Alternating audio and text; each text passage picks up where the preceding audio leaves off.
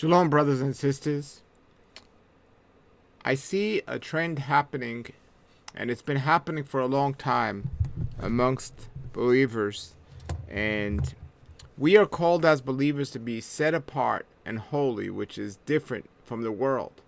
But I see so-called believers suffering from many of the same ailments, diseases, and plagues as non-believers.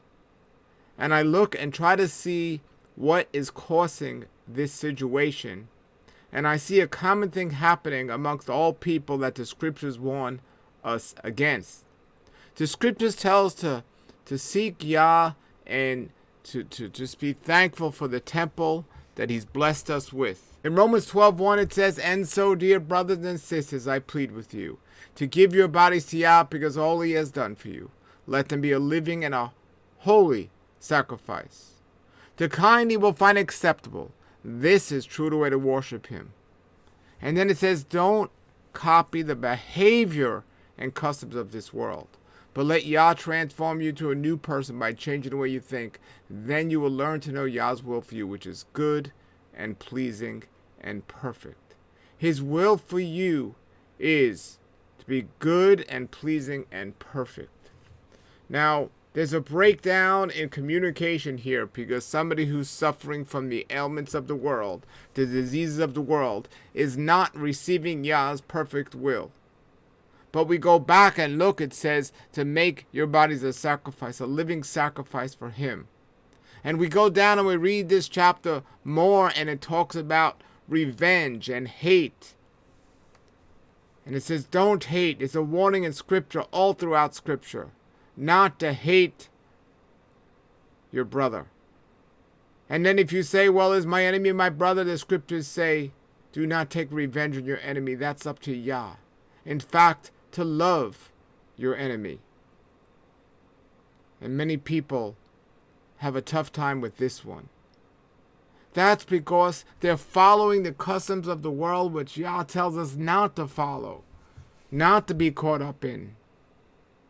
Yeshua set the example in everything we should do in life. Man today is setting their example on the culture of the world around them, which is what's found on media and the internet and everything else out there. Teaching one another to hate one another. Teaching revenge is a good thing. But the scriptures say, do not pay evil with evil. You know what that means? Do not pay sin with sin. Do not stoop to that level. And this is an important thing, because the result of this, I believe, will take someone's joy away and lead them to the sickness and the diseases of the world. If you or somebody you know is suffering from the sickness and the diseases of the world, I am not saying 100% of the time it is because of this topic, but it is very likely that you have unforgiveness in your heart. You have a desire for revenge, or at least something bad to happen to somebody who is, or you'd consider your enemy, so to say. And I'm not talking about the enemy who's making you think this way to begin with, but it's just the result of acting and thinking this way. The scriptures tell us we should be joyful and love and have love for everyone, not to have a desire of hate.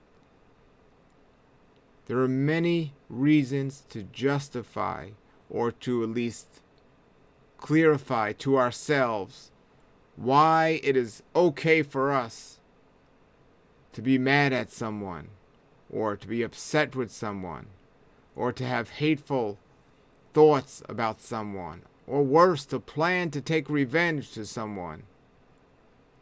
This is not benefiting you at all, and is not keeping you in line with Scripture. The Scriptures say it clearly. Revenge is not of you, revenge is of Yah. Let him deal with that situation. If you truly trust in him, and you truly believe him, and what he said, and his words, you won't waste any time with that.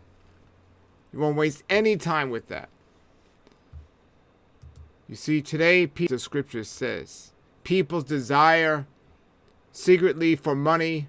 They'll make up situations so they can get either false revenge to get some monetary reward from a court system, or they truly have hate and they truly want to take revenge to see a person suffer. And what I'm saying here is, if you are a true believer in Yah, it should never be your desire to see anyone suffer on any level ever. And that's a very hard thing to even consider, because that might be easier to say from a standpoint of nobody's done you wrong. But what about those that have been done wrong and haven't been treated fairly and are going through some tough times because of prejudice and all these things? How can you not desire for something bad to happen to another person? It's such a common thing in this world today. And to make it even worse, people get to a point where they feel pleasure out of seeing somebody suffer. Not only wishing it upon them, but taking pleasure in that. Justifying it, this person did this to me, so they got what they deserve. If you're a believer and you follow Yah, you should never desire and definitely never take pleasure in seeing anyone suffer, no matter what the circumstances are. That hate and unforgiveness is not destroying them, it's destroying you, and it goes against Scripture. I ask you, brothers and sisters, to take this in strong consideration. There's direct connections to our disease and our unforgiveness. There's direct connections to these things. We need to understand when Yeshua was talking about love, what it truly meant. And not this thing of the world and following the world. Remember, when you're hating others, you're hurting yourself. Somebody once said, you will never truly know love until you love someone who hates you. It's amazing how somebody called themselves believers, but they still find passion in taking revenge or trying to make things right and be treated fairly, whatever, on their own, without leaving it up to Yah. Without leaving it up to Yah. Please, brothers and sisters, take this warning seriously. Don't take it lightly. It's for your own good. Do not lose sleep over the unjust towards you. Trust in Yah. King David had people wanted to kill him. His own son was coming after him to kill him. But he was able to sleep at night. He trusted in Yah. Oh, and there were times in his life where he wanted to take revenge. And I'm sure he struggled. But in his words, he says, Yah, even though I struggle with this, I want you to make things right, not me. Not me. Remember, when it says to love our enemies, it doesn't mean we have to be going out there in the world and searching for people that have harmed us, to do something for them. No, but what it does mean is we cannot have hate in our heart when we think about that situation or wish something bad to happen to someone. I didn't even say something evil. I said something bad. Do unto others as you would have done to you. You don't want people thinking and praying about bad things happen to you. You want that peace and joy that Yah talks about in this holy word. A living sacrifice. So you know His will, His perfect will. His perfect will is not for us to have characteristics and traits of the true enemy who's trying to destroy man. There are some people that will go all the way to the end of this time here on earth, holding a grudge against someone. The unforgiveness is